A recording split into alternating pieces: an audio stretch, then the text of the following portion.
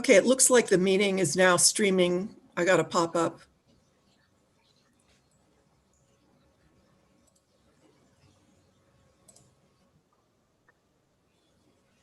Okay, I think we're set. Okay, great. Let's call the meeting of the Salem Public Art Commission to order. Today is Wednesday, July 14th, 2021, and it is 9:37 a.m. We'll start with introductions. I'm Chris Darcy, Chair of the Commission.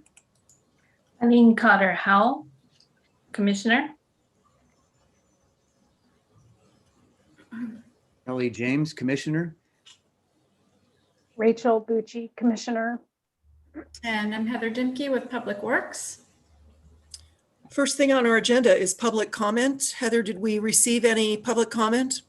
We did not receive any public comment again this month. Just another quick heads up that I did get some information from Kimberly Fitzgerald regarding the Historic Landmark Commission and an opportunity to maybe partner on Native American Heritage Month, which is coming up this November. So there might be an actual artist exhibition that we can chat about potentially being involved with, hopefully at the end of this meeting.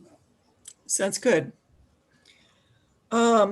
Let's approve the consent agenda, the minutes from the last meeting, and the agenda for today. Is there a motion to approve the consent agenda? I motion to approve it with one small change, and that's a proofing mistake with the name of the person who did the crescent probe, the artist. His name is James Lee Hansen. Oh, He was listed as James Hardy.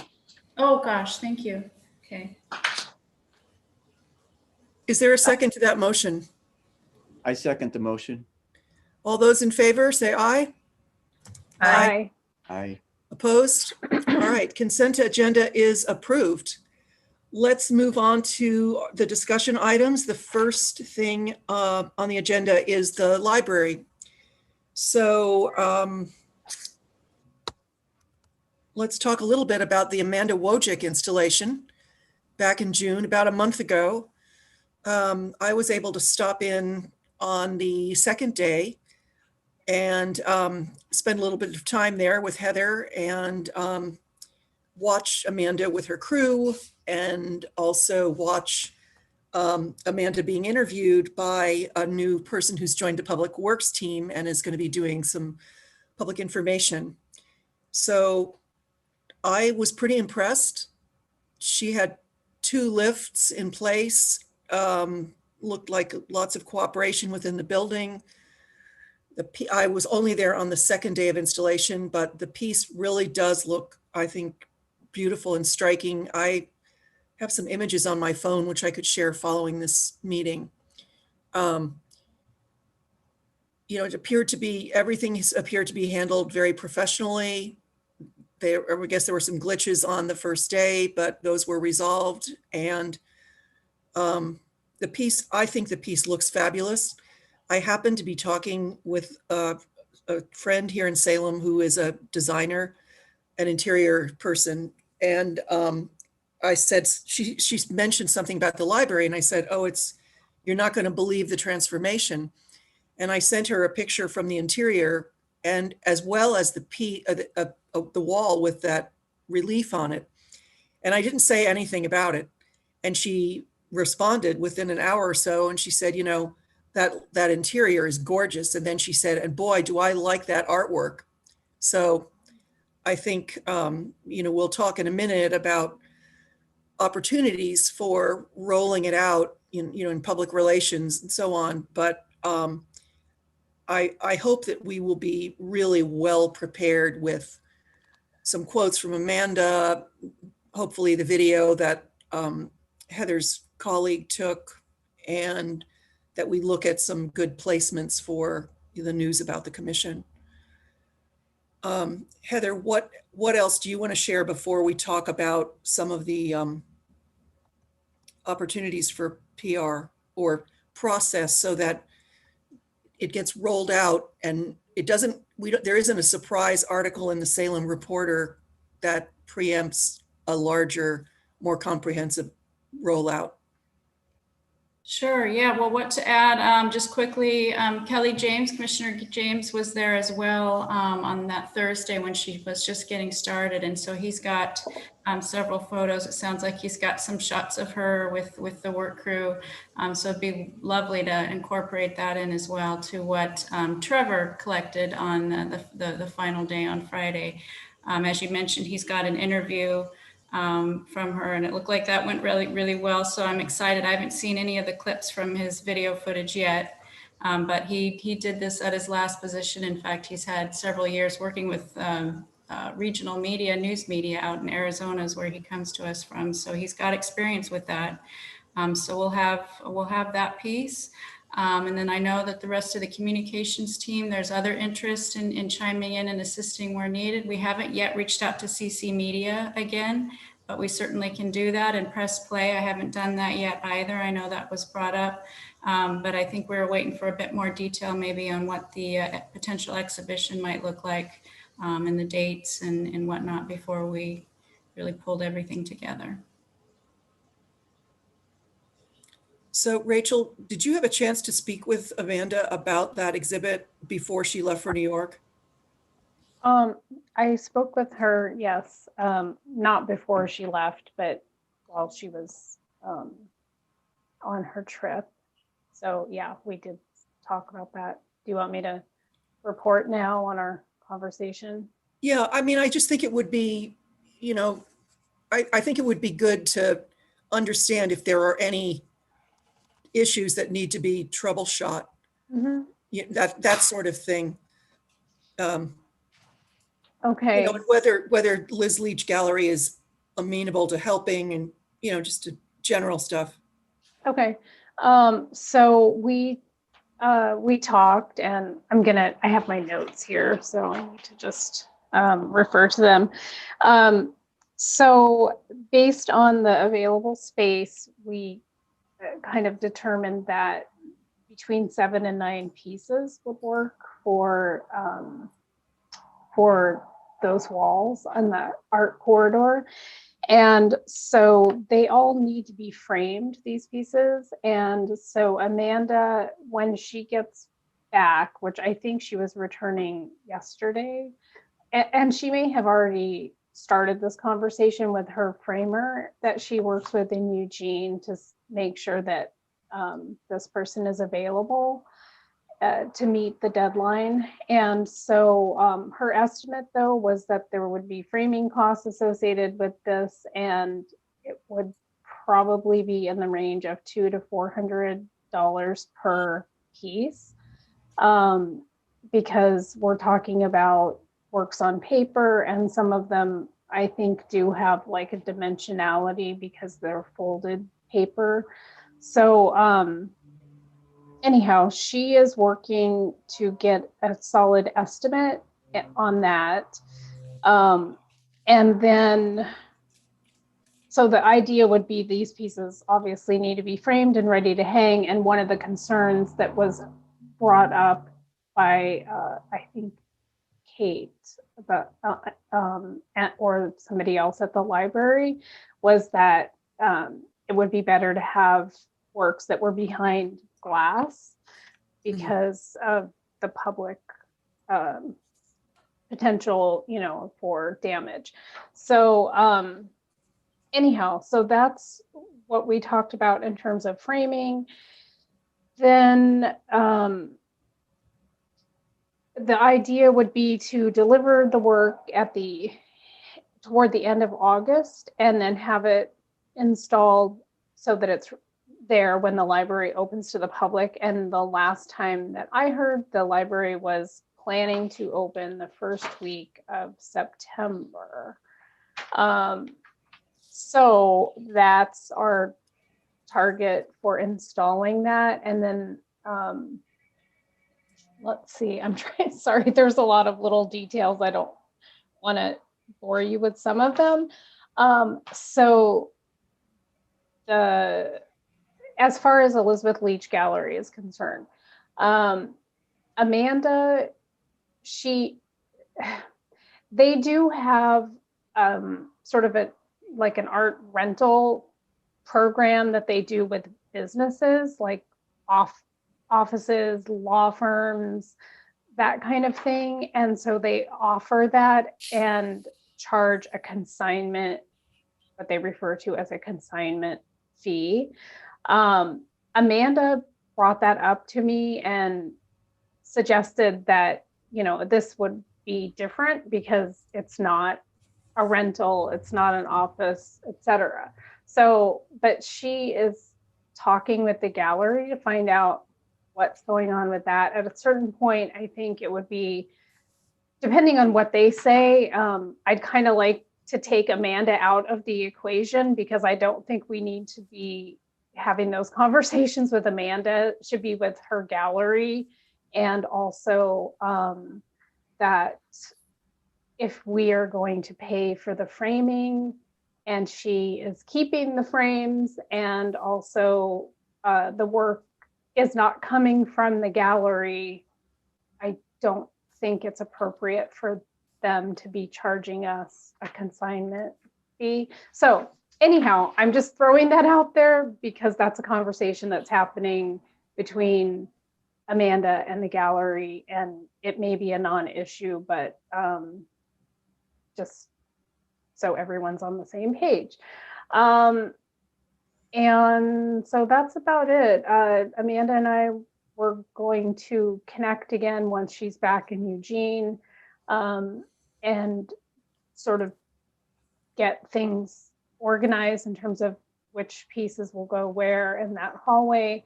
And then she wanted me to write the introductory panel for the space. And so we'll be working on that together and getting those pieces organized. So that's kind of where things are at the moment. And then I knew that there was going to be cost associated with this, but I haven't made any commitments on behalf of the commission. So that's where we are. Well, thanks for the update. What about comments, questions from anyone else? Can I add one other thing? In terms of the time length of the exhibition, obviously there's still some things that are up in the air about this corridor as far as who's going to be managing it going forward. And the library has obviously a lot on their plate in the coming months with the reopening of the library. And so what we talked about in terms of time was to keep that show, Amanda's show, up through January. I think Kate had suggested the end of January, and then they would take over that space for a Salem Reads exhibition. So then they have something immediately planned, and that buys them, 4 to 5 months in terms of planning who's going to manage that space. And as far taking this back again to the Elizabeth Leach Gallery, what they may come back with is, okay, 2 months, because it is a considerable amount of time. It's not that long, honestly, once it's up, but it is a significant chunk of time, I guess. That's all. Would keeping an Amanda Wojcik show up in the library until January cut into what Heather mentioned at the start of our meeting, and that was that the Landmarks Commission wants to talk about a Native American exhibition somewhere during the month of November? Did I hear that correctly? Yeah, so I can add, she's already reached out, Kimberly Fitzgerald, to Salem Art Association, and as I understand, they are willing to host the exhibition at their space. Okay, so maybe we don't need to be involved in it then, if they've already got enough, if there's someone who's already working on this show, then maybe what is our role? But we'll get to that later in the meeting. Okay, it sounds like the library is not going to be the site for any Native American exhibition. Chris, it's there is a possibility if we want to go this route, but we could ask got another wall. We take down some of the work that's up for that month and put up something. Were they looking for a space, Heather, or was that already? I don't think so. I think what they probably need more than anything is some potential funding to support the artists. Oh, I see. Oh, okay. Okay, we'll get to that at the end of the meeting. I don't believe we're a grant-making institution. Let's talk about maybe quickly, I want to make sure we get it through. We've got a lot to talk about this morning. PR. I'm hoping that there can be a really strong media release with some great photographs, and that we can work on placing that, with Arts Watch, maybe the Register Garden, Eugene. Not sure what else is good, but we can think we've got a little bit of time. I mean, we are talking about 6 weeks from the opening of the library. So just being ready. I know that there's a tour for the AIA this coming week, I think. And Spencer, I looked like you joined this call. Yeah, sorry. Morning. Good morning. Yeah. Are you going to go on that tour? Yeah, I'm going to go. I think it's next week. Yeah, I think it is. Thursday. Yeah, it sounded, I saw Hacker put it out on something that I saw, so I'm delighted. Actually, that maybe would make us want to make sure that Hacker, as they give this tour, has really solid information about on Amanda's work. Yeah, that would be great. You know what I'm saying? So making sure that Laura or whoever will be kind of the Hacker voice at the tour has the up-to-date information. Heather, did you say yesterday that you had reached out to Amanda for the label copy? Yes, Eileen reminded me last week to reach out, and I did, and she is, I think, going to have something to us by the end of this week. Oh, okay, great. Yeah. So but the tour is tomorrow. Am I hearing that right? No. Or the tour it's is next next week. week. Okay, Next so Thursday. maybe once we get that written information from Amanda, it could be shared with Laura at Hacker so that she has sort of some crib notes to go off of to talk about the piece.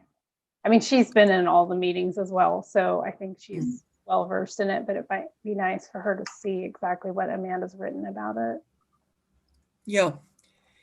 And I don't know if I would assume that Hacker would be photographing the building professionally for their own portfolio and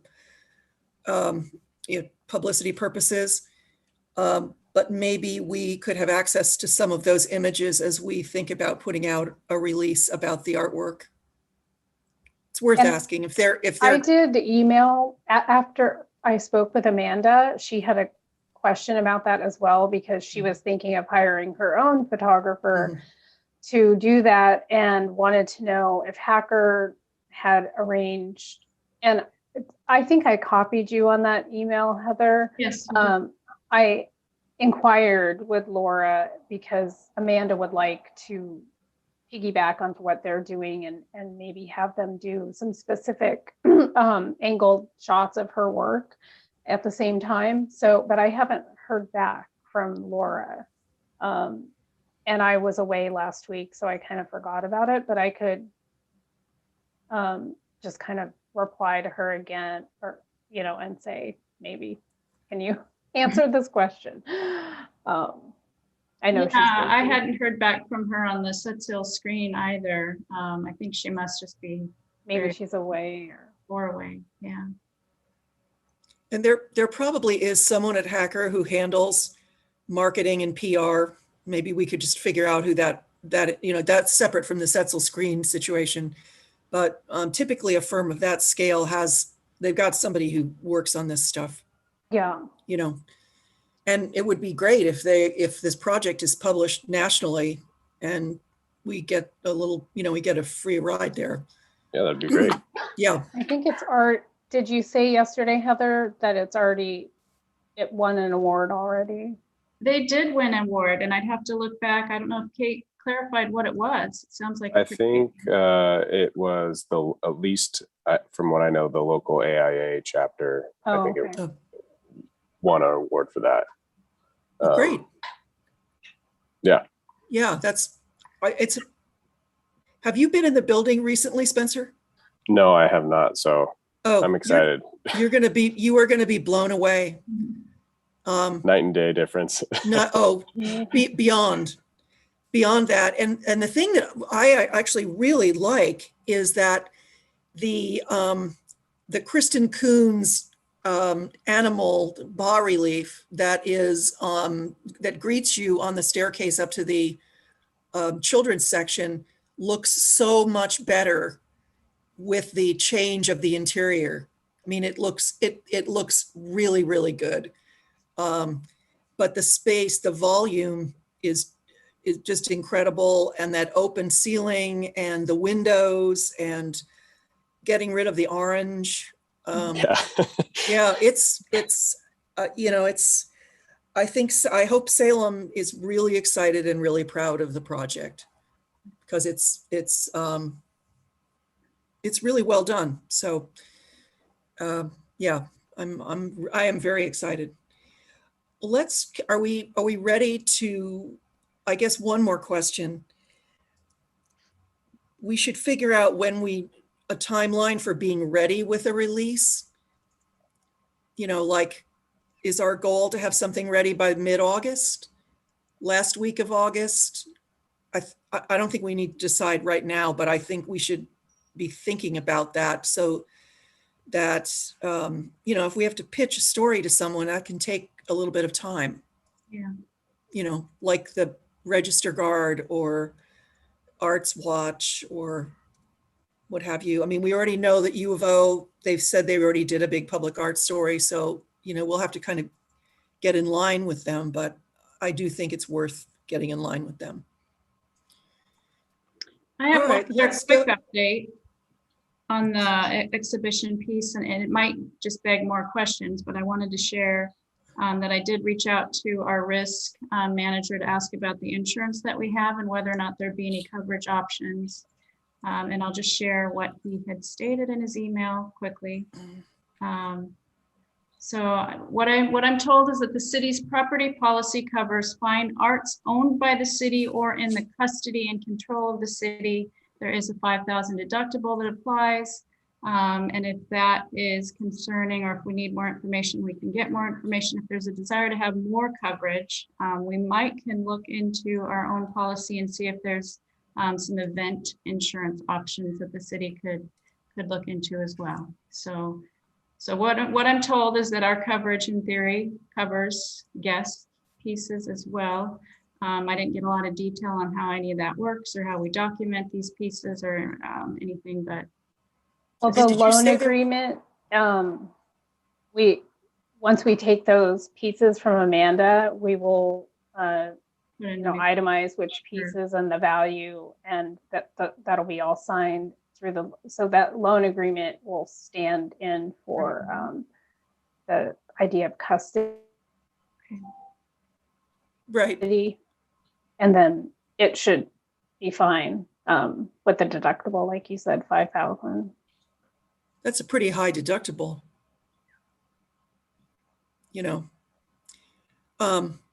Well, thank you for following up on that. I mean, that's good. I do think these pieces should be installed with security hardware, given the volume of traffic in and out of the library and considering the proximity to an exterior door and no attendant.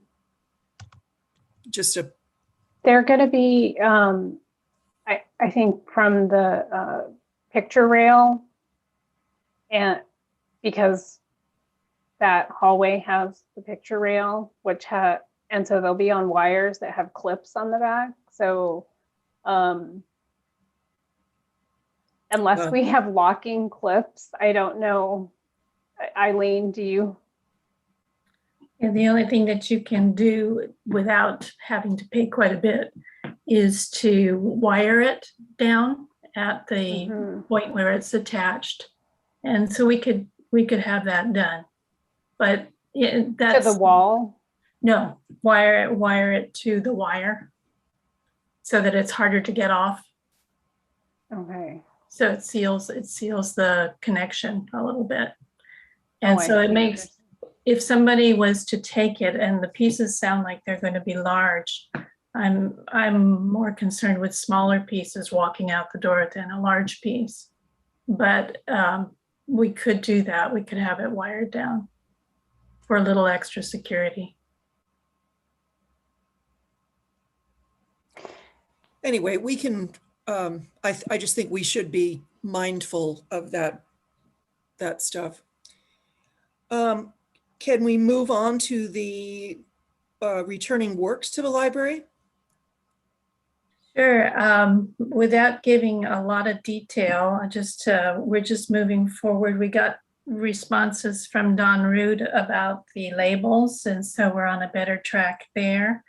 John Black has been hired for doing the physical installation, and we are hoping that he will be putting the Betty LeDuc up tomorrow or at the latest the next morning.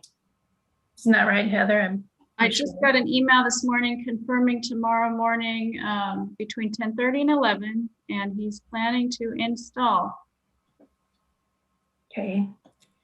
Could I come over and take some pictures at that time? Yeah. So just check in at the construction trailer? I don't think we need to do that any longer. Just make sure you have sturdy shoes. They're not requiring PPE. Oh. Yeah, just probably enter through that same area and just come on in. I can Okay. try to meet you. 10:30? 10:30 to 11 is what he said. Okay, I'll show up at 10:30 with my camera. I can't wait to see the piece. And I heard, related to Betty LeDuc, I heard that her show, which was installed in the governor's office a year and a half ago, is still hanging. If good. anyone wants to see her solo show in the Capitol, I can reach out to the governor's office today and just confirm that, but it is on my list to go over and see if I'll share with people whether it's all set, because the building was due to open yesterday. And dovetailing on that, I'm hoping that we consider doing something, some kind of exhibition of Betty LeDuc work too. I mean, this is another very valuable piece that's being added to the collection. Great idea. Let's, we can talk about that perhaps another time. yeah, but I think that would be very, very, would just be appropriate. I think the library would be into it. Okay, so anyway, hopefully that's going to be happening tomorrow, and that will be wonderful to have that up. The other thing is that Silas Cook has repaired the 3 Fowler frames, and it sounds very, very nice what he's done. Paula is repairing one of the True Blood Steward pieces, and yesterday Rachel, Paula, Heather, and I took a tour with Kate of the library, and we were able to see all the walls and how everything fits together, and it's been very helpful. There are a couple of small glitches, actually not too small when you think about it. The Setzel piece, the site that was designated by Hacker, I guess it was, or the library, maybe in conjunction, is a little tight for the piece. And if it was to remain there, it's actually being placed between 2 concrete columns. If it was to remain there, I think that over time, not very long a period of time, it would become an obstacle, because it does limit the mobility in that area. And so we're hoping that we can have it shifted over to the area that's between the two staircases. Currently, there's a couple of movable bookcases there, and that's all.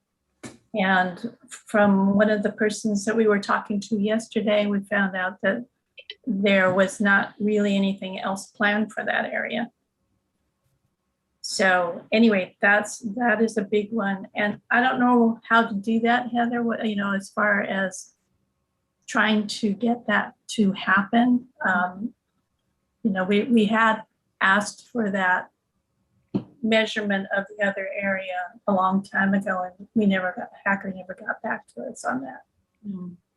I did send, I took photos yesterday of where we believe the proposed location is above the stairs, and the other location just directly around it that you mentioned. I sent those to Sarah and other library staff, as well as a couple others that were copied previously from Hacker on some of the emails. So I sent that out en masse yesterday, hoping to get approval for that new location via email. Again. Very good, because being such a large piece, once it's in place, we don't want to have to move it again. So it would be great to have that resolved. And Paula and Rachel, anything to add? Birds is in. Yeah, I was Birds gonna is say in. that looks great. And so good job, Paula, with and Heather getting that all Engineers. Paula. out. Nice. It looks really amazing. Yeah. It looks great. It's Yeah, so I think so. dwarfed in that space. I know. It's so I funny. Like I was know. thinking this huge thing and you walk in, it's like, oh, there it is. But it just goes so well with the minimal aesthetic of the library. I love it. Yeah, it looks really beautiful. It's beautiful. Boy, that's great. That's just great news. It's a big one. And then in terms of the set, so I'm trying to get that moved next week if possible. The law library, they're doing a recarpeting effort. And so I've been talking with Anne, and she was hoping to get it out before they started that. I'm not hearing back yet whether that's an option, but that's what I'm working on for that. Okay, and do you have any kind of day that you're thinking about? The 20, 21, and next Wednesday, Thursday, Friday, whatever that is. Yeah, probably the 21 would be good, because of course on the 20th, all the artwork is coming in. Right, yeah. And hopefully on the 22nd, we're going to get a start on laying it out. But that will be an abbreviated day because the tour is happening at 3.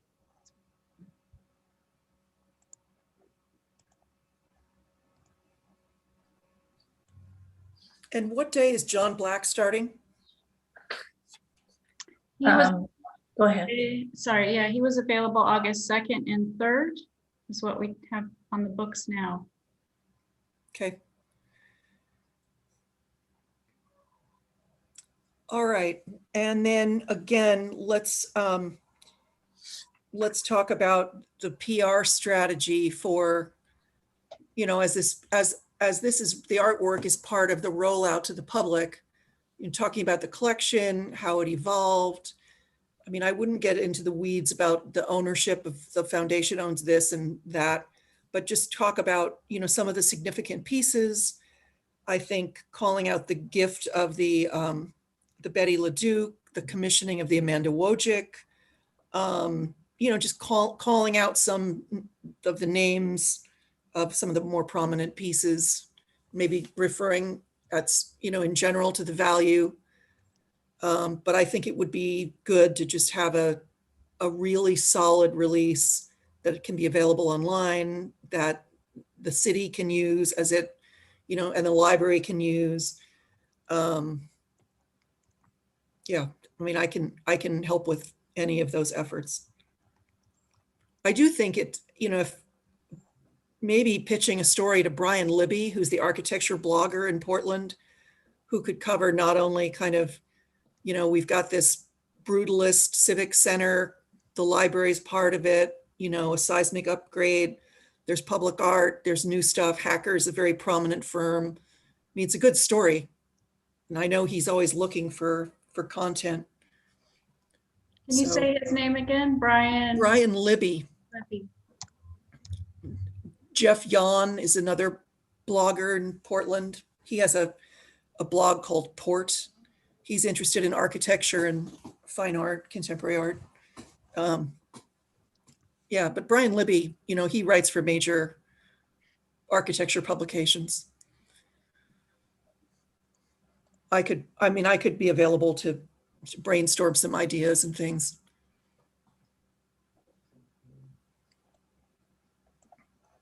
And then also just figuring out what is our goal in terms of timeline. Back in the day, all of the people who contributed to the library, like the contractors and architects, there could have been a special tab in the Statesman. I don't know, people don't do that anymore, but anyway, I'm sure the library has some strategy for rolling this all out, and we should figure out, is it good to be part of that? Is there a separate thing for the art? I don't know, but figuring out what's planned. There's a lot of stories in there related to the art. I mean, just yesterday when we were walking around and looking at some of the different things, so like the reinstallation of the Kristen Kuhn's piece, and then there's all the glass that's on the facade as you come up to the new entrance, where the etched glass has been repurposed up above the entrance. There are just lots of different aspects to it. So, and then the story of the other tree now being at Gilbert House. That's a whole nother, there's just lots of layers there and ways to talk about this. So, but I think Sonia, who works with the library, she's thinking about all of that as well. And so Heather, the person that you were talking about earlier, and I'm sorry, I didn't catch the name, is that person in charge of the PR for the reopening of the library, or is it Courtney? No, the gentleman, so I hired a PIO, as that was previously another one of my duties, public information officer. So we now have a full-time PIO for Public Works. He does all news stories, media response for Public Works. And so he's the gentleman that came down on Friday to collect video of Amanda's work. We also have, that Courtney's part of as well, a communications team with staff from the other various departments, and they all kind of work together and chip in. I know Kathy Ersprung, who is a part of that team, she helped with the previous Amanda Wojcik story that was sent out, and she actually just sent an email, I think, my way. There's some interest from library staff who she works with quite a bit on starting some of these stories. I think they're thinking social media primarily. So anyway, she's willing to help as well internally.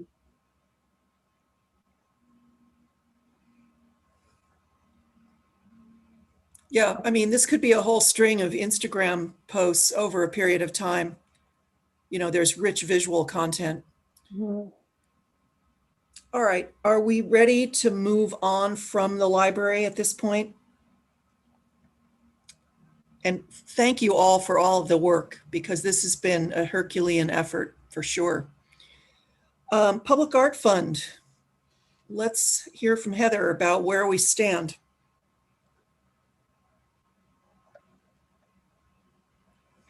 Can everyone see the screen? Yes. Great. Okay, here's a summary. I reached out to staff to make sure we're up to date this week. So over here, hopefully you see my cursor as well. The 40,430, that was the balance in the Public Art Fund as of yesterday. And that did include the two large recent expenses. We had the $1,000 for the engineered design to hang the birds, KPFF. And we also had the recent graffiti removal on the pastoral mural downtown. So that 40,000 included those purchases. Everything else that you see below is not yet is not yet included, or we've not yet been invoiced. So just going down the line quickly, there was some additional expenses for the birds. I ended up renting scissor lifts from Herc for 2 of those for the crew to come in, and then Artworks services installed for $2,200 last Friday.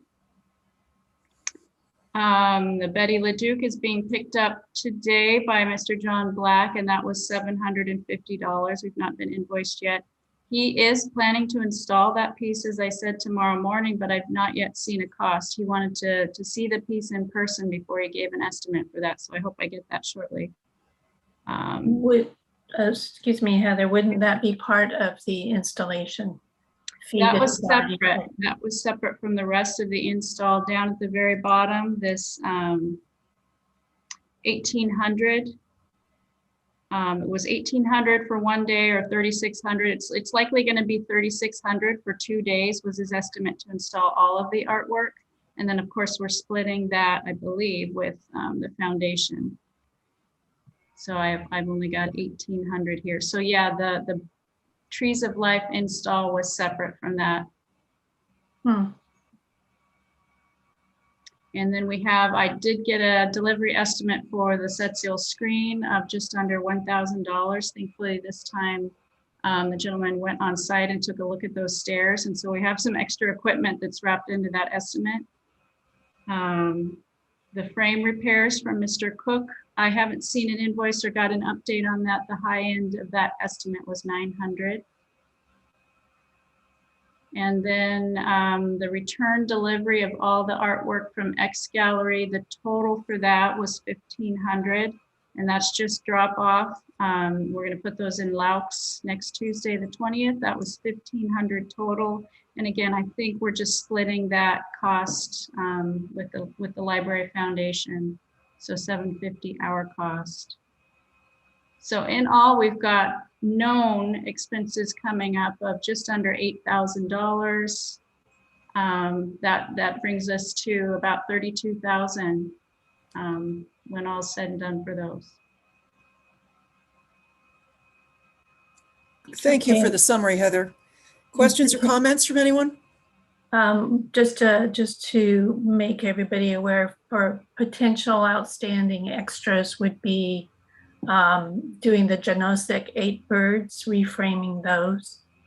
And then also we're talking about the frames for Amanda Wojcik's show. Right. I put 3,600 here as a potential for that. Does John Black provide all of the hardware for installing?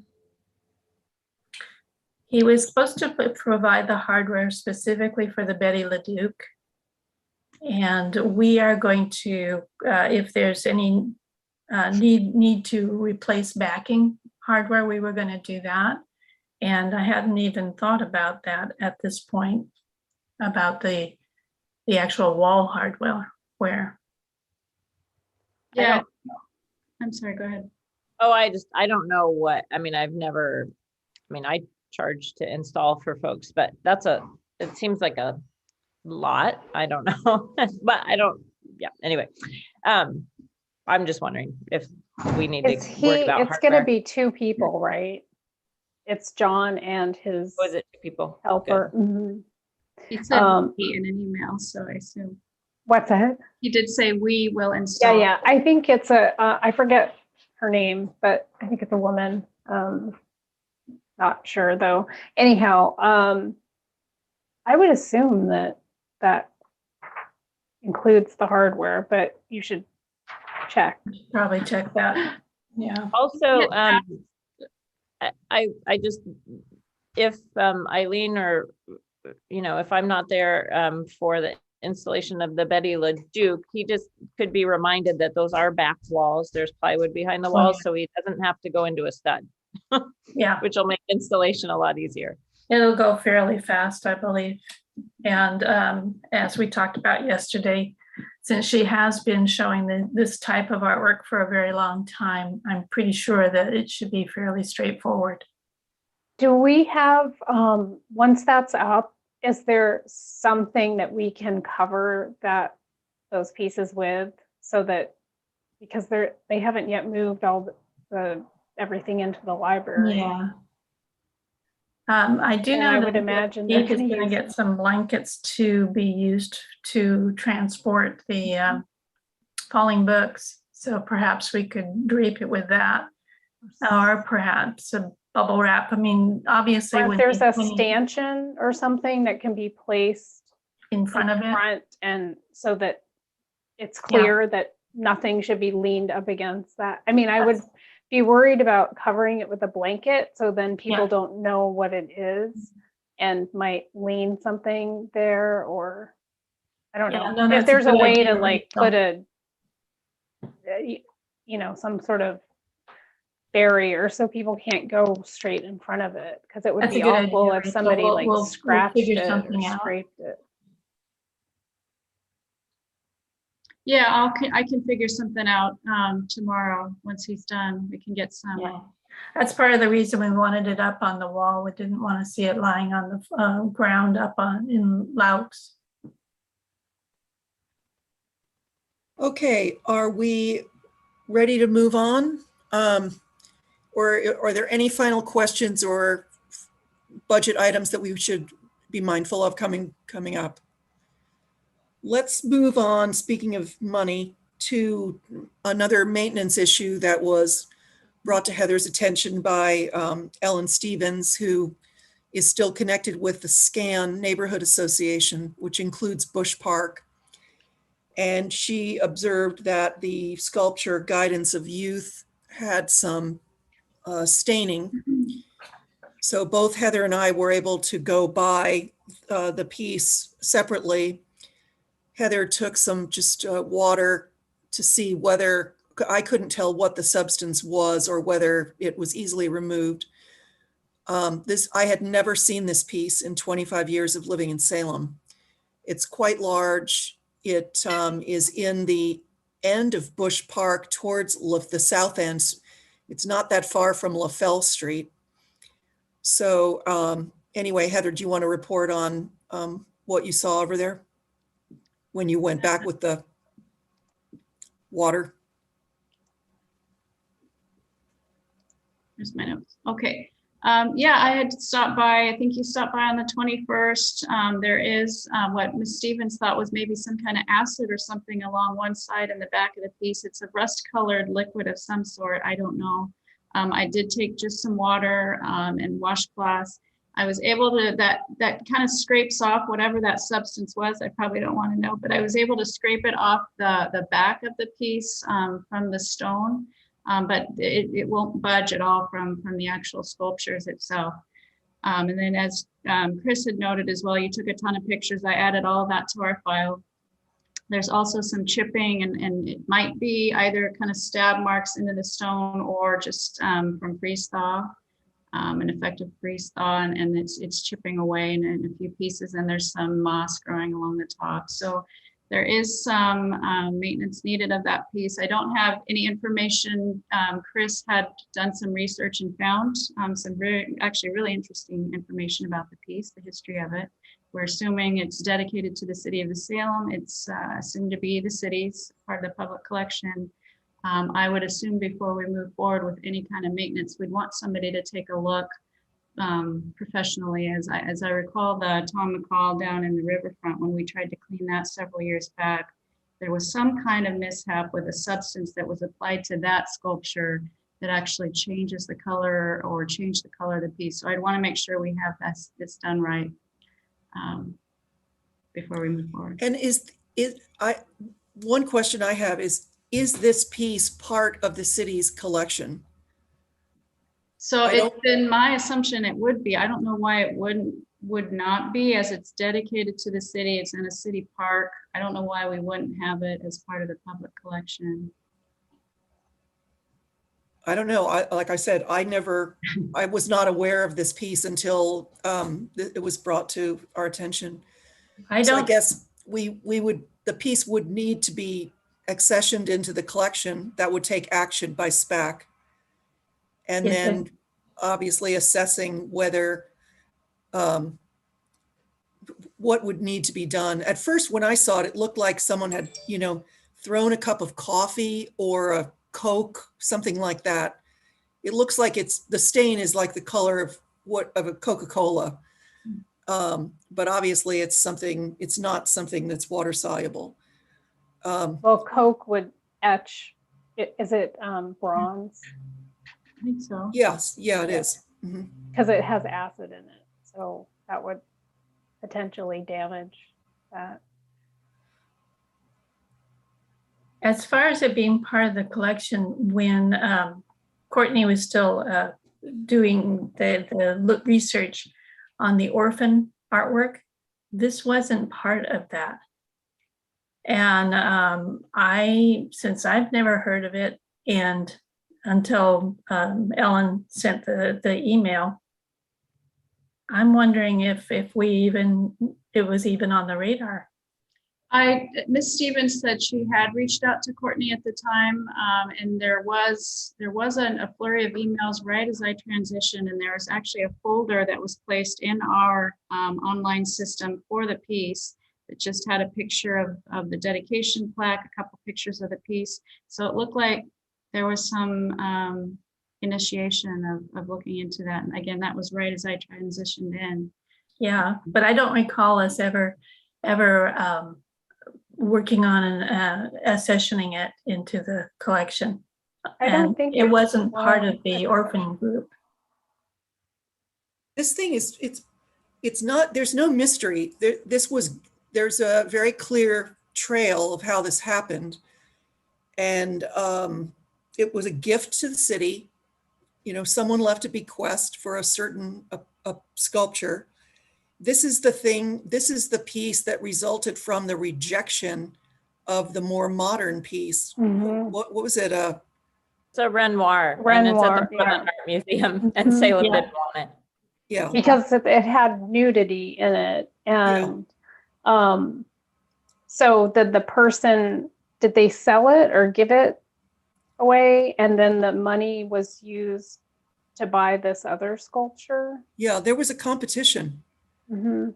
And there's good documentation. The piece is quite large. I cannot believe I had never seen it before a couple weeks ago. So I guess what's before us, we don't have to act on accessioning it today. But if it's going to be in the collection, there should be action taken to make that happen. And then should that move forward, we can use a conservator to do an assessment of what the substance is and how it should be repaired. The other thing that is a condition of the piece currently is that the eye of the male pioneer appears to have been painted with a white substance or scratched, so that the eye is white as opposed to being part of a bronze piece with a patina. And it's funny because at first I didn't know where I was going, and I followed these three teenagers, like some high school kids, and they were just taking pictures. And then I came upon the piece, and they were looking at it also. And I said, "Hey, someone said this piece, there's damage. Like, do you see damage?" And one guy goes, "Yeah, take a look at that eye." And then I was looking farther down, and then I said, "Oh, and it looks like somebody threw a drink on it." And yeah, anyway, it's pretty high. This thing is on a fairly substantial stone base. Mhm. So who knew? Secrets of Salem. So I apologize, I erred in my thinking apparently. Ms. Stevens was asking if it was part of the public collection. My assumption was simply that as it was dedicated to the city, sitting in a city park, I didn't assume that we needed to take that next step and accession it. So I will let her know that we were looking at that as an option, and that does make sense as we talk through it, that it would need to be documented from this commission somewhere. Yeah, I mean, I think more's happened in the last 3 weeks to make Ellen, know that we're addressing the issue than has happened over the past few years. And the neighborhood association meets tonight. I can send one of the board members just a message saying if this comes up, it's it's definitely being looked at. And yeah, it was interesting. The park is very, very, very dry. And yeah, you could, when I was looking for the sculpture at the other end of the park, I could see that the parks workers had some movable sprinklers on to kind of hydrate things. But boy, at that south end, it's very, very parched. So probably going to be a while before that changes. Super dusty. I've been holding Oh. class down there. Wh- I take my class. I'm teaching a class, and our lab portion, we meet there at that south end of the Bush Park, and it might have been my students you saw taking pictures of that. Oh, yeah, maybe. Um, Are they high schoolers? Shemeketa. Oh, these guys looked a little younger, but hard to tell. Yeah. Yeah, they were definitely they were definitely a group, just with taking pictures. Maybe more than one group. So Yeah, I probably would have missed that eyeball if the guy hadn't pointed it out. yeah, I didn't know that statue existed until they started turning in pictures of it. So Yeah, amazing. Well, it's kind of in a little nook. Yeah. I noticed it a few years ago when they they landscaped that hillside. I guess it was maybe like 8 years ago or so, where they had put in all those rhododendrons, and then it was more prominent. It seemed like it was the central feature. Well, yeah, because I think circulation on that path leading down to that rhododendron slope, Mhm. it just increased. That was a nice improvement project at the park. And yeah. Okay, let's move on. I'm mindful of the time. Let's move on to the Echo Earth Globe. We have good news. Heather, do you want to talk about the Salem Parks Foundation? Yeah, I'll just share with everyone that I did get an email this week from Ms. Carol Snyder, who's the president of the Parks Foundation. And she was asking about the Eco Earth. She noted that it would continue to be on our agenda. And she did express an interest in assisting with some kind of learning more about what's needed for the piece, and then potentially assisting with some kind of fundraising effort for the Eco Earth. So, which is fantastic. I'm really excited. And Chris suggested that we go ahead and do a quick in-person meeting. So we have that scheduled for this coming Friday. We're going to meet with Ms. Snyder. And guess what? She showed her cards right off, and she said, yes, I suggest we meet in a public park. So we're going to meet in Bush Park, probably sit at a picnic table. If anybody else would like to join us, we will be assembling outside in the parking lot by Bush Barn, 9 a.m. Friday. And then we'll find a picnic table under a tree. But I'm very encouraged. I didn't have time to look at like a 990 from the Parks Foundation to see what kind of money flows through them. But I know just from the general scuttlebutt that they definitely are able to secure some, 4-figure gifts for park improvements. So there's definitely a community around the park support system. So we'll report back. But again, if anyone wants to join us, 9 o'clock Friday, I'm assuming bring your own bottle of water.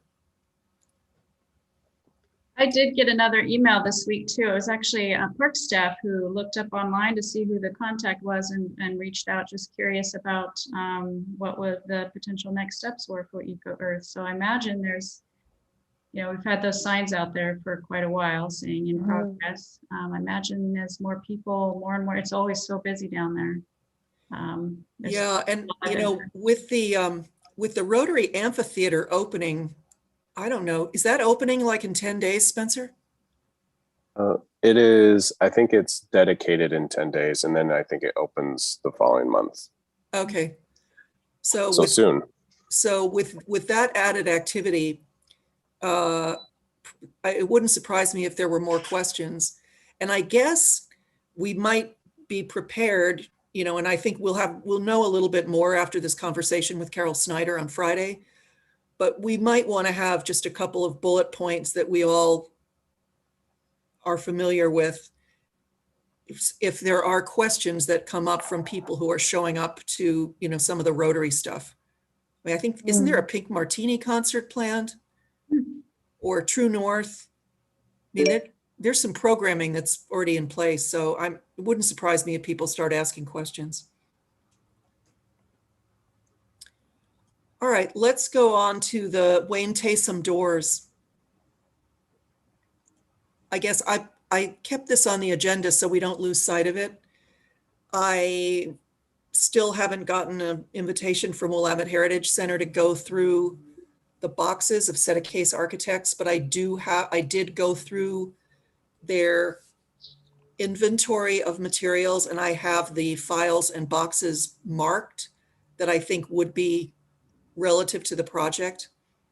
So when I hear from them, somebody wouldn't have to go through all the spreadsheets that I already reviewed, and we could just go through and see what's there, if anything.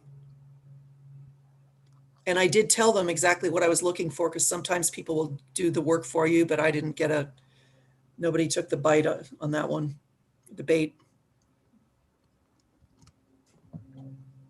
I don't think there's anything more to report on that unless you have anything, Heather. I don't really. I think I'd mentioned to this group last time, they're working on designs for a new customer service center down on that first floor. I guess they're actually doing a design for the entire first floor, but they're only planning to construct the customer service center. I haven't seen any of that information yet, but it will trigger some funding. So there was some questions from staff, maybe the funds from that. I don't know if that will be the right place for those plaques or however they're displayed, but that might be an option as well. It sounds like they're going to be moving some things around or some minor modifications to the court as well. And it was thought that maybe that would be a nice venue for those pieces as well. So. Yeah, those sound like reasonable ideas to me. Okay, let's go on to the next one. So Peace Plaza, the mural, and the day that I was with Heather for the Amanda Wojcik installation, we were in the Peace Plaza itself, looked at the sculpture and then the mural, and it sounded like the city might have some money for improvements to that space. But let's talk about the mural and where we are with that. It's, that plaza's been fenced off for the construction. I did take some pictures. Yeah, I can't remember exactly where things stand, Heather, so I'm going to turn it over to you. I had reached back out to Mr. Lewis and the artist to let them know that we were probably going to hold on any kind of review of the piece in person by them and maintenance. We were interested in learning some more information about the piece, and I've not heard any more back from them. Rachel found a ton of information right after our last meeting, or several articles, let's see, and which clarified that the piece was financed primarily through donations to the Mid-Valley Arts Council through a group that formed Multicultural Murals, Inc. Sounded like they were a new group that formed at the time, and they were interested in doing other pieces. I'd be curious to learn. It was estimated to be about $13,000 in the article that I saw. It looks like it was installed in maybe November of 1994, and it was intended to showcase the multicultural aspects of Salem at the time. So that's kind of a synthesis. Do Rachel or others? I think those articles went out to the group. What am I missing? And the artists are they're kind of natural history diorama painters. That's how I would describe the aesthetic. More that than what I would call fine art. Yeah, I thought the articles were interesting.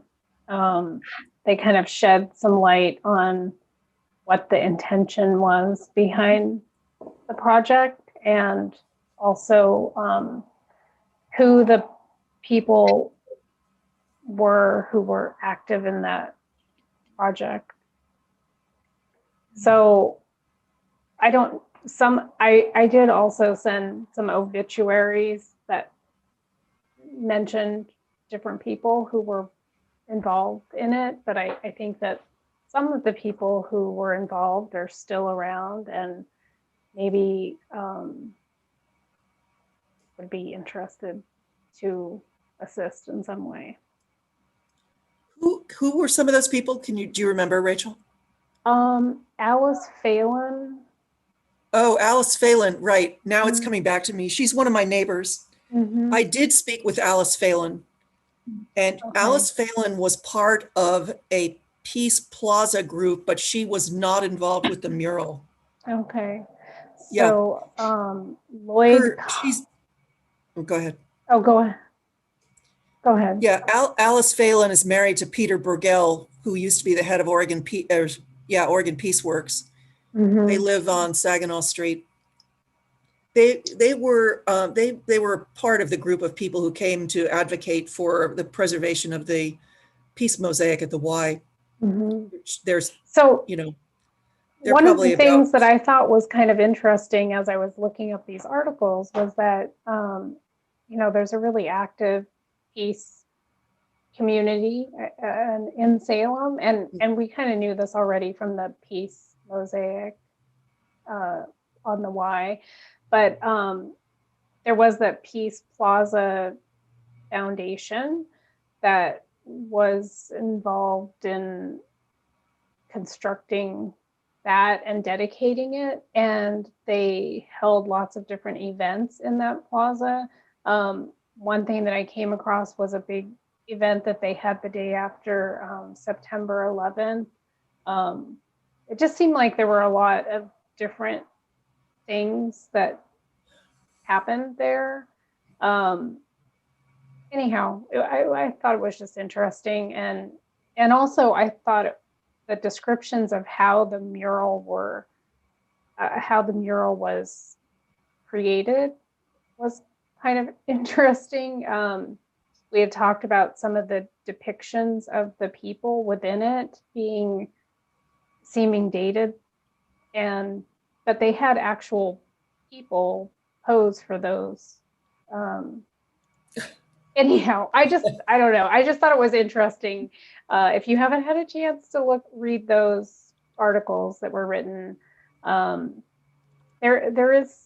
So I guess my point is there's historical significance to this piece, and it has a significance within the city.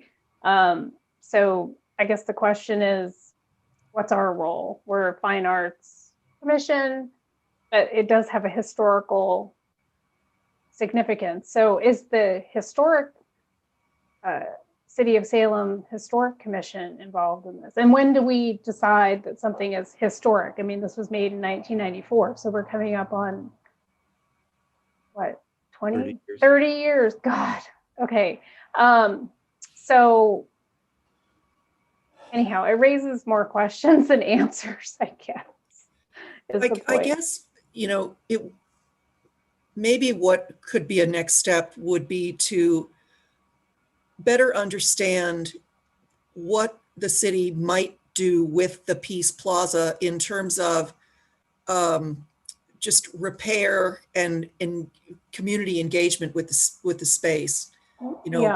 With a library project that's probably going to be an award winner. There is discussion about nominating the Civic Center complex for listing on the National Register. But I think it was Aaron Kimsey who said, I think we might be able to, we might find the money to make some improvements. So what would that look like? And, there's a kind of a garden bed in front of the mural that I didn't want to step into because I didn't know what was kind of in there. But, getting some close-up images of the condition of the mural and then looking at, is this something that, a Dan Cohen comes and repairs, or, what, I don't know who else, did the artists come back? And then, you know, the other pieces on the other side of the stairs, which look like they are like a plastic coated, they're the wall panels that have peace written, symbols of peace. The things are not, they're installed on a diagonal. Those seem to be in good condition. The mural has definite damage, you know, just wear. Parts of it are under trees, parts of it were more exposed. There's water, you know, the climate is wet. But the big thing, I think, the elephant in the room is the James Hansen piece in the middle, which has exposed aggregate that's chipped, those unusual diagonal concrete elements that come up out of the ground, the plumbing leaks, Mhm. you know, and then how is the space going to be animated for pedestrians and activity? Yeah, it seems like there's so much potential in that space for as a community hub of some sort. And so it would be great to know A, who's guiding that vision for the Yeah. future, and then B, how can we contribute in terms of art, and art seems to be featured prominently there. So both with the mural and the sculpture. So Yeah. Agreed. Well, maybe we just keep this on the agenda. But Heather, it would be good, as you know, to just in talking with your colleagues in the city, if there is a real conversation about the Peace Plaza, then just let us know and we can, you know, make sure we follow things. I did check in last week to see if there was any update or decisions made on the fountain and the funds that had been saved. It sounds like staff are looking closer into the plumbing issues. They may be bigger than what we previously thought. We might need to have some way to chlorinate the water, depending on how it cycles, if it's reused or not, or if it stands for any period of time in that area cooling. So they were looking at that. It sounds like that piece could be fairly costly.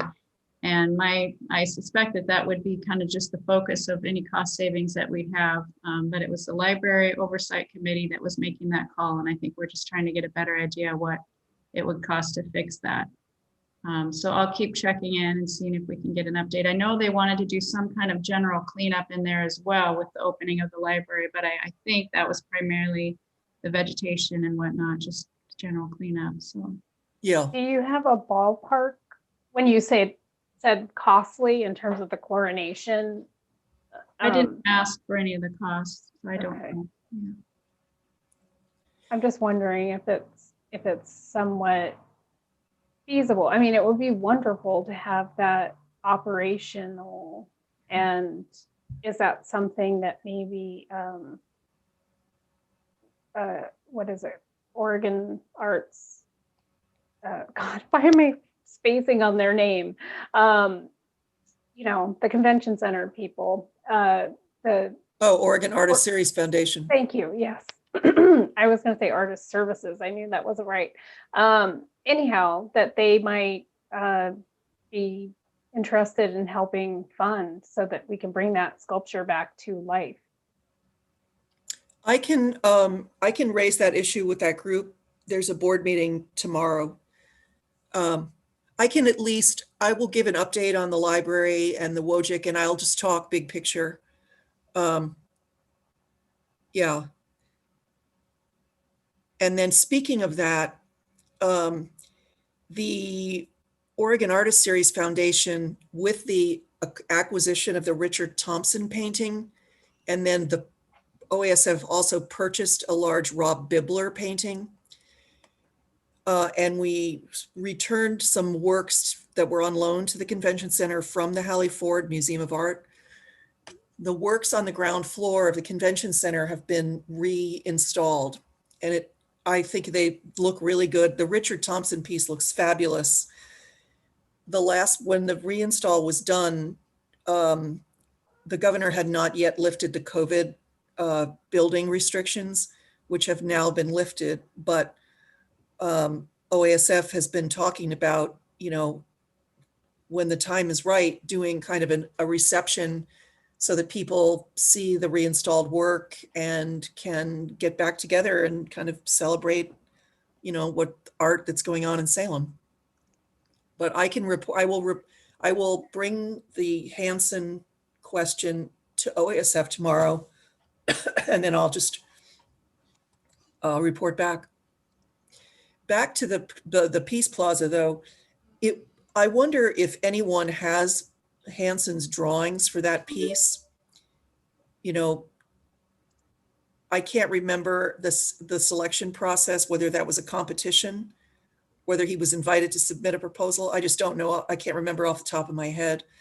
But he is getting older, and it might be reasonable to reach out to him to try to get some of those original drawings before he passes on. I think he's got a big, fairly large inventory of work. Isn't he 95? Mm-hmm. I'm not sure, but maybe his papers have been transferred to the Pacific Northwest Artist Archive. Okay. I can ask Jonathan. Yeah, that'd be great. That'd be great. It would also be great to get a copy of the catalog for the show that it was at Maryhill, just to have it associated with his records, because he has multiple works in the collection. Mm-hmm. Is that still for sale at Maryhill? I don't know. I have a PDF of it. Okay. Well, that's good send. enough. Great. It looks like we have that maybe in our file as well. It says Maryhill Museum of Art. Ton of images of his work. And that's all that we have in our file. Okay. Because I know the curator at Maryhill did a pretty good job on that show. I just, as you go back and try to find the records for these things, it's just good to save stuff. Mm-hmm. Okay, let's go back to the topic that Heather brought up at the start of our meeting, and that was her conversation with Kimberly Fitzgerald about Native art exhibition. I can share, let me look at my notes and I'll share what she had written to me. So the City of Salem, specifically the Historic Landmark Commission, has committed to work with both the Confederated Tribes of the Grand Ronde and the Silex to develop some activities to celebrate Native American Heritage Month, which is in November. That sounds like the mayor did issue a proclamation last year, but that's all that we've done so far. So the idea that was brought forth, and Kimberly had raised this with the Salem Art Association, was to invite Native American artists to submit their work with some kind of defined theme, such as first foods, that would be displayed in November, with some kind of opening event that could be potentially catered by a local restaurant and feature some of those foods. I think I don't know if any of this has been fleshed out. This was the idea proposed. And SAA was working on that, and it sounds like they were interested in being involved and had a space available. They could help. They had some artists to reach out to, and we could, or they were willing to do a larger call. So Kimberly was saying it would be great if I would share this with the group today. This is a new venture, so we'd welcome any input and support. Really wanting this to be driven by tribal artists so that the HLC can be more supportive and the city more supportive. Let's see, so it was suggested that there should maybe be some funding support for the artists or some, so that question was to be posed to SPAC. Primarily, I think just to see if we could offer, or if we had any ideas for potential grant funding for an event like this. Well, yes. The Oregon Cultural Trust funds the Marion Cultural Development Corporation, which is a nonprofit. And though it's one of the cultural coalitions that re-grants funds from the Oregon Cultural Trust. They probably have a late summer deadline for applications. But most of the larger funding cycles, to get a grant for a project in November, you've probably missed most of the deadlines. So there are many respected Native artists in Oregon. You know, Confederated Tribes of Grand Ronde has a cultural program director. Salem Art Association is already supported to a large degree by the city of Salem. They have paid professional staff. They receive funding from various, you know, state and local entities. How about Spirit Mountain Community Fund? Mhm.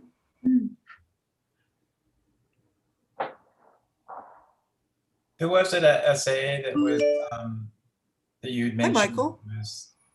Hello, hi. Who was it at SAA that was part of the conversation with Let Kimberly? me look. Matthew Boulay. Mhm. Okay. He's the executive director. Has he been hired as the director? I believe he's still interim. Oh, okay. So they're looking for some support potentially from SPAC. I think so, and or any idea. I think she just wanted to share this, see if the group had ideas. Maybe there are some funding options or support we could provide, or other options that we could share with her. I think they should come back with some kind of a plan. Like who are the artists? What is the space? I mean, again, I think I've got to say, I think it is a bad precedent for us to be awarding dollars that are supposed to be used for public art to something that is going to be managed by a 501c3 that has its own program that we have no control over. So, and yeah, I mean, if they were seeking funding from any other entity, they would be able to provide a better explanation than what I'm hearing so far. Like, did they apply to the Oregon Arts Commission for this? Did they submit an application to the Oregon Cultural Trust? Did they apply to the Oregon Community Foundation? Again, who are the artists? Who's the curator? Sorry, It sounds like they I have was a public sector funder. are they putting a call for submissions is what you said, right, Heather? Sounds like they might. There was some known artists that they might Oh, I be see. reaching out to, and then it sounds like, you know, it's all very early, I think, except that SAA has agreed to have the space and host Mhm. work. So I think this was just brainstormed pretty recently with some feelers thrown out. So Well, I like the idea of supporting Native artists in the area. I think that is important and commendable.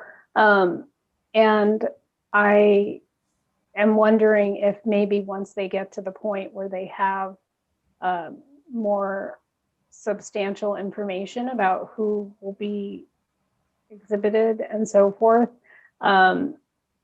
maybe we can consider a purchase award from the show to add to the public art collection. I mean, if we're talking about what our role is to support and improve public art, that's one way that we could potentially contribute. It's not to support the exhibition per se, but to enhance the public art collection of Salem. So maybe we could consider something like that at a later date. I don't know. I What think do that other people think? I think that's an excellent idea, and I think it's important that we, in some way, appear to be supportive of this. You know, I mean, I think it's clear that we're not a funding entity, and I guess people maybe don't understand that. But I think Rachel's got a great idea. If Mhm. we could maybe have a purchase option, might be a good way to look supportive. What about other thoughts? I think Rachel's idea is a good one. And then, it brings up the question of what are the locations, for artwork, where would something like this be placed? But I would, welcome more information coming at our August meeting.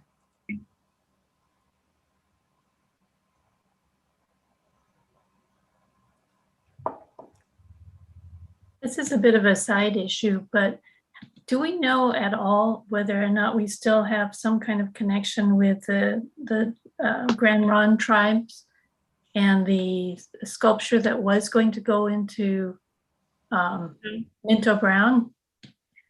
We had reached out, and that's been a couple of years, I think. Again, I think that was shortly after I had assumed this position.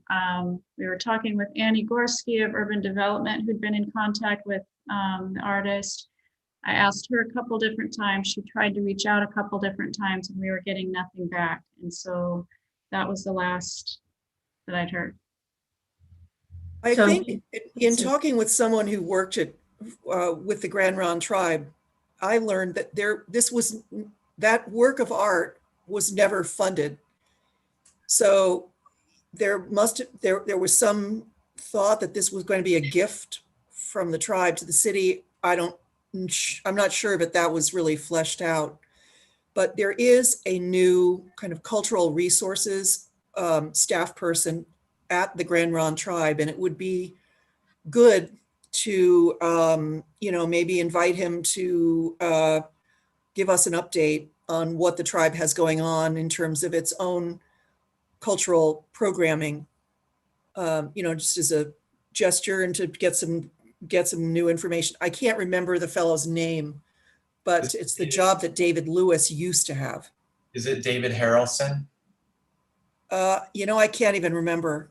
So he's someone that comes to mind. I've developed more of a relationship working through the amphitheater Rotary project. He'll be speaking on the 23rd at the opening or whatever, the unveiling, on behalf of the Grand Ron tribe. So he might be someone good to I'll see him on the 23rd. Yeah. Just to see and maybe connect the dots on any of the names, because he's been great to work with. He's showed a lot of interest in wanting to get a little bit more visibility, so that maybe he has some ideas as to who, or maybe because he manages the archives. He's the interface on all the creative stuff that's requests. So I'll talk to him next week, and I'll report back on that with the email or something.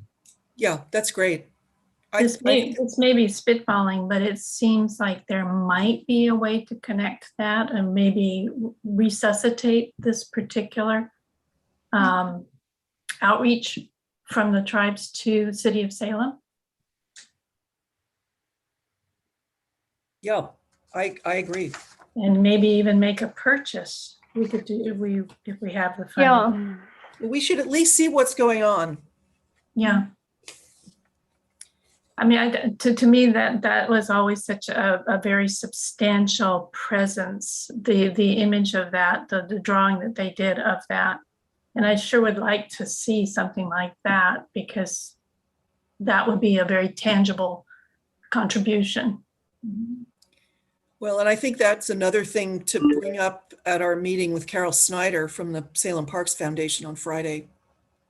To just talk about what happened to that.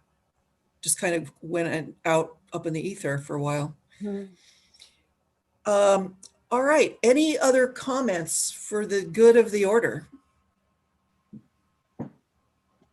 Well, I'm excited for the next few weeks to see all the work go into the library, and to be part of the outreach on getting the rest of the community aware of that. And any other comments from anyone? And then Commissioner maybe comment? Sorry. Commissioner comments, are you asking for? Yes. Oh, just to let everybody know that the SAA Virtual Art Fair is coming up on the 16th.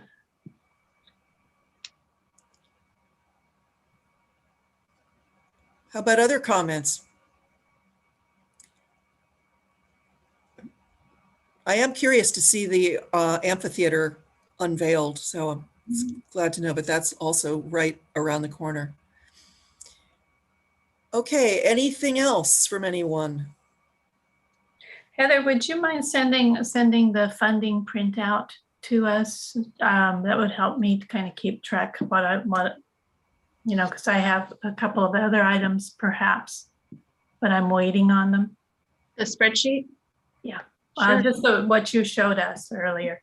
Be great. Can that be part of the minutes actually from the meeting? Yes. Yeah, that would make sense. Okay, anything else before we adjourn? I guess I have one quick comment unless somebody else does.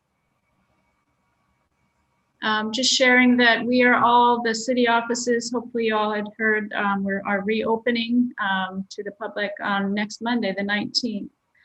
They were looking into some different options for city council that might have been a hybrid, combined virtual and in-person meetings. It doesn't sound like that has worked out just yet. So last I've heard, it's kind of up to each different board and commission group whether or not you'd like to continue meeting virtually for the time being, or if folks are ready to resume in-person meetings. So I don't think we need to decide that today, but just throwing that out as food for thought as we leave today. Great. Okay, anything else for the good of the order? All right, it is 11:08 and I think we are now adjourned. Right. Thanks, everybody. Thank Have a you. good Great summer. day. Bye, Thank thank you. you. Bye-bye. Hey, Heather, Yeah. were you able to follow that link